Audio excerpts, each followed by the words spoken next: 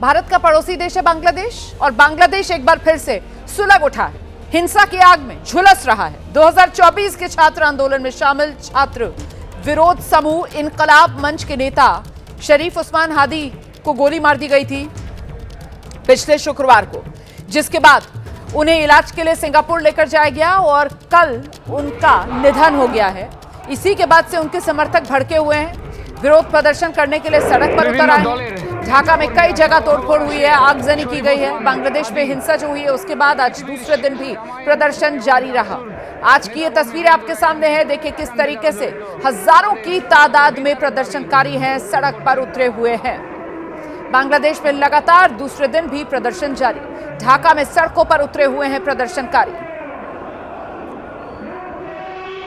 तो भीड़ बेकाबू है, तस्वीरें आपके सामने हैं। शरीफ उस्मान हादी छात्र आंदोलन से जुड़ा वो नेता जो लगातार पिछली सरकार के खिलाफ मुखर तरीके से विरोध की तस्वीर, विरोध की आवाज बनकर उतरा। और अब जब बांग्लादेश में चुनाव होने हैं अगले साल, तो उसको लेकर भी तैयारी में था, चुनाव प्रचार में भी जुटा हुआ था। और ऐसे में पिछले शुक्रवार को बताया जा रहा है कि जब वो मस्जिद से बाहर निकल रहा था, तब अज्ञात हमलावर आते हैं और शरीफ उस्मान हादी को गोली मार देते हैं। गोली सीधे सिर में मारी गई थी, जिसके बाद इलाज के लिए उस्मान हादी को विदेश भेजा गया। सिंगापुर में इलाज चल रहा था, लेकिन बीते कल उस्मान हादी का निधन हो गया। जान उस्मान हादी की नहीं बचाई जा सकी। अब आज खबर यह थी कि उस्मान हादी का शव जो है वो सिंगापुर से वापस ढाका लाया जाएगा और ढाका में ही उन्हें दफनाया जाएगा। और ऐसे में कल जब उनके निधन की खबर बांग्लादेश पहुंची थी, उसके बाद से जिस तरीके से विरोध की आग भड़की थी, अभी तक वो सुलग रही है।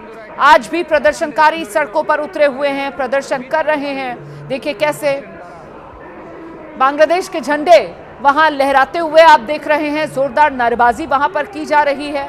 प्रदर्शनकारी सड़क पर उतरे हुए हैं और जो अज्ञात हमलावर हैं उनकी पहचान की जाए, उन तक पहुंचा जाए। कौन थे वो हमलावर? इस तरीके के कई सवाल हैं जिसको लेकर रह रहकर ये जो आंदोलनकारी हैं वो और उग्र हो जाते हैं। उग्र आंदोलनकारियों का ये प्रदर्शन बीते कल से लगातार जारी है और ऐसा लग रहा है कि जैसे एक बार फिर से बांग्लादेश जो है वो बर्बादी की राह पर आगे बढ़ रहा है, क्योंकि बांग्लादेश और बांग्लादेश में ये विद्रोह, बांग्लादेश में ये बगावत जो अब बांग्लादेश को बर्बादी की राह पर आगे बढ़ा रही है। तस्वीरें आपके सामने, ढाका की ये तस्वीरें आप देख रहे हैं, सड़कों पर जुटे हुए हैं हजारों की तादाद में प्रदर्शनकारी। भारत का पड़ोसी है बांग्लादेश, लेकिन बांग्लादेश में हालात एक बार फिर चिंताजनक, फिर से सुलग उठा है बांग्लादेश। विरोध की आग रह रहकर बांग्लादेश में धधक रही। कुछ और जानकारियां आपको देते हैं। युवा बांग्लादेशी नेता उस्मान हादी मौत हो गई है इसकी, और इसी को लेकर अभी बांग्लादेश में स्थिति क्या बनी हुई है। जो शव लाया जाना था सिंगापुर से वापस ढाका, उसको लेकर अभी का अपडेट क्या है, जानते हैं अपने सहयोगी नीरज राजपूत से। नीरज, अभी क्या अपडेट मिल रहा है? नीरज, मेरी आवाज मिल रही है आपको? रुबाना जी, अपडेट क्या है अभी? जी देखिए, सिंगापुर से जो पार्थिव शरीर है और उस्मान शरीफ का, उसको लाना है, सिंगापुर से आना है, इसी का इंतजार किया जा रहा है कि वो आए। लेकिन हम देख रहे हैं कि काफी ज्यादा जो इस वक्त जो है हालात जो है बांग्लादेश में काफी टेंस बने हुए हैं। वहाँ पर जगह जगह हमने देखा है कि किस तरह से प्रोटेस्ट हुआ, मीडिया के खिलाफ जो आगजनी की खबर आई है। लेकिन अभी जो जानकारी मिल रही है उसके मुताबिक जो डेड बॉडी है वो पहुंचने वाली है, सिंगापुर से बांग्लादेश पहुंचने वाली है। तो क्या ये जो जनाजा होगा उसी में शामिल होने के लिए हजारों की तादाद में हम जो लोगों को देख रहे हैं सड़क पर उतरा हुआ बांग्लादेश में, ये इसी मंशा से यहाँ पर इंतजार कर रहे हैं क्या नीरज? बिल्कुल ऐसा लगता है कि ये सब इंतजार कर रहे हैं कि जहाँ वहाँ पर जो जनाजा होगा उसको लेकर। और ये जो जनाजा है इसमें भी जो भारत विरोधी कहीं ना कहीं हम लोग देख रहे हैं कि वो भावनाएं इन लोगों में है, खासतौर से जो शेख हसीना का जो अपोज करती है पार्टी, जो करती है, जमायतें करती हैं, या जो हादी की जो पार्टी थी, इकबाल मंच है, उन सब के जो लोग हैं और इसीलिए सब इकट्ठा हुए हैं। इसीलिए बार बार भारत की कोशिश की कि कहा जाए कि जो सुरक्षा जो है और उन्होंने हाई कमीशन से कहा भी था दिल्ली में कि आप सुरक्षा जो है मजबूत करें, खासतौर से जो हाई कमीशन को लेकर, जो भारत का हाई कमीशन है ढाका में, उसको लेकर, सुरक्षा को लेकर काफी ज्यादा चिंता है। क्योंकि हमने देखा बीती रात भी जो था वहां पर पत्थरबाजी की गई थी, हाई कमीशन की बिल्डिंग के बाहर की गई थी, चटगांव तक भी की गई थी। तो इसके लिए जो है ये स्थिति हाथ से निकल जाए, इसीलिए भारत बार बार बांग्लादेश से इस बात का आह्वान कर रहा था कि आप इसे जो कंट्रोल करें, लेकिन ऐसा लगता नहीं है। और अब इसका इंतजार किया जा रहा है कि जैसे ही ये शब्द आता है हादी का, इसके बाद स्थितियां कैसी होती है, इस पर निगाहें पूरे लगी हुई है। और ऐसे में अभी जो करता धरता है, जिनके हाथ में बांग्लादेश की कमान है, मोहम्मद यूनुस, वो ऐसा लग रहा है कि पूरी तरीके से बेबस हैं, क्योंकि यहाँ पर उनकी तरफ से राष्ट्र को संबोधित किया जाता है, लेकिन उस संबोधन का कोई खास असर देखने के लिए नहीं मिलता है। बीती रात उन्होंने देश को संबोधित किया था, पर आज भी उसी तरीके से हजारों की तादाद में प्रदर्शनकारी है सड़कों पर डटे हुए। नीरज, तो देखिए, ये जो स्थिति जो अगर ऐसी बनी है, तो इसके लिए कहीं ना कहीं यूनुस सरकार भी जिम्मेदार है, खुद मोहम्मद यूनुस भी जिम्मेदार है। जैसे ही शेख हसीना की सरकार गई थी और उनको सत्ता दी गई थी, तो ऐसा लगता था कि वो इसको कंट्रोल करेंगे, और जैसी उनकी छवि थी कि नोबेल पीस प्राइज विजेता है तो शांति लेकर आएंगे वो। क्योंकि हमने देखा कि जुलाई 2024 में जिस तरह की स्थिति जो थी वो पूरे बांग्लादेश में बनी थी, लेकिन कहीं ना कहीं इसमें दिखाई देता है कि फेलियर था मोहम्मद यूनुस का। इसी वजह से ये हालात जो है इस तरह के बने। उन्होंने कट्टरपंथियों को जो है पूरी खुली छूट दे रखी थी, अपने देश में दे रखी थी। पाकिस्तानी खुफिया एजेंसी को हम लोग देख रहे थे कि और पाकिस्तानी सेना का किस तरह से दखल बांग्लादेश में हो रहा था, तो उन सब में कहीं ना कहीं जिम्मेदारी जो थी वो मोहम्मद यूनुस की बन रही थी, और उसी का नतीजा हम देख रहे हैं। और जो जानकारी मिल रही है कि जो हाथी की जो हत्या भी की गई थी, इसमें भी कहीं ना कहीं पॉलिटिक्स, इंटरनल पॉलिटिक्स जिम्मेदार है, कहीं ना कहीं उसमें है।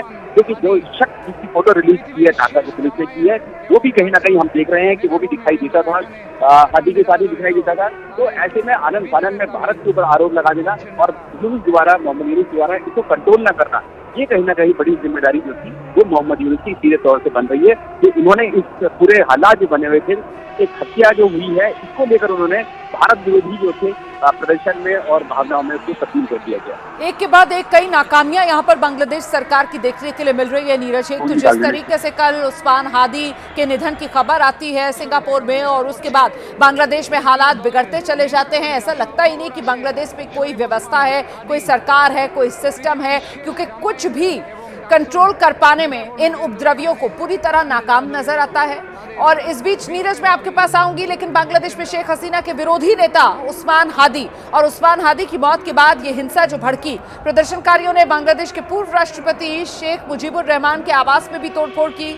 पिछले साल हुए प्रदर्शन में यहाँ तोड़फोड़ की गई थी तब भी, और तब भी क्षति पहुंचाई गई थी। बाकायदा वो जो बड़ी सी स्टैचू लगी हुई थी शेख मुजीबुर रहमान की, उसे भी गिरा दिया था प्रदर्शनकारियों ने। और अब प्रदर्शनकारियों ने पूरी तरीके से क्षतिग्रस्त इस घर को कर दिया है।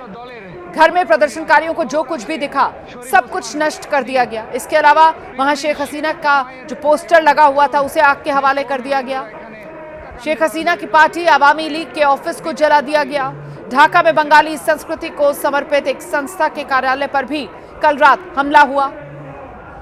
जो धनमंडी स्थित मुख्य कार्यालय है वहां पर तोड़फोड़ की गई, आग लगा दी गई। इसके अलावा मीडिया हाउसेस और मीडिया हाउसेस की जो दफ्तर है उनको भी आग के हवाले किया गया। बांग्लादेश के दो बड़े अखबार, दो प्रमुख अखबार, द डेली स्टार और एक और बंगाली अखबार है, दोनों अखबारों के दफ्तरों में आग लगाई गई। एक में तो कई पत्रकार थे, करीब 25 के आसपास पत्रकार बताए जा रहे हैं, जिन्हें जिंदा जलाने का मंसूबा इन प्रदर्शनकारियों का था। वो तो वक्त रहते वहां पर सेना पहुंची और सबकी जान बचा ली गई। तो देखिए किस तरीके से लगातार हालात बद से बदतर होते हुए, और ऐसे में इन तस्वीरों को देखकर ऐसा लग रहा है नीरज जैसे आज भी एक नए सिरे से वहां हिंसा को अंजाम दिया जा रहा है। आज भी विरोध प्रदर्शन वहां पर उग्र होता हुआ नजर आ रहा है।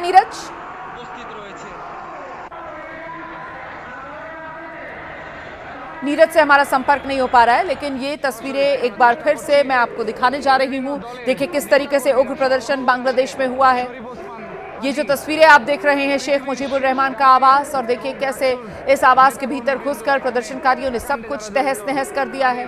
नीरज लगातार हमारे साथ बने हुए। नीरज, मैं ये जानना चाह रही थी कि जिस तरीके की हिंसा कल हुई है, आज भी उसी तरीके से उग्र प्रदर्शन, हिंसा होते हुए बांग्लादेश के अलग अलग हिस्सों में तस्वीरें सामने आ रही हैं। बिल्कुल, देखिए ढाका में तो हुई ही है ये हिंसा जो हुई है, और हमने देखा कि किस तरह से जो मंत्री हैं, शेख हसीना के पूर्व मंत्री जो थे, उनकी सरकार के उनके घरों में भी आगजनी हुई है।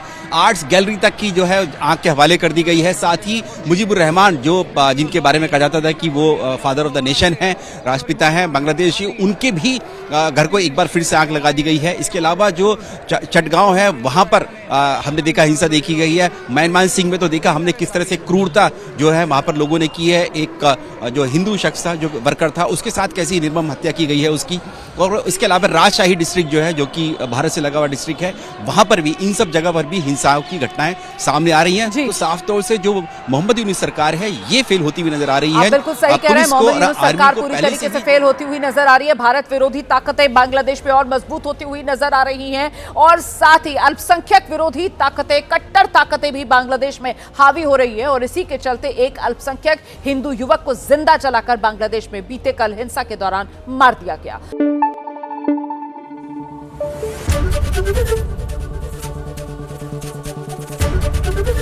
एबीपी न्यूज आपको रखे आगे।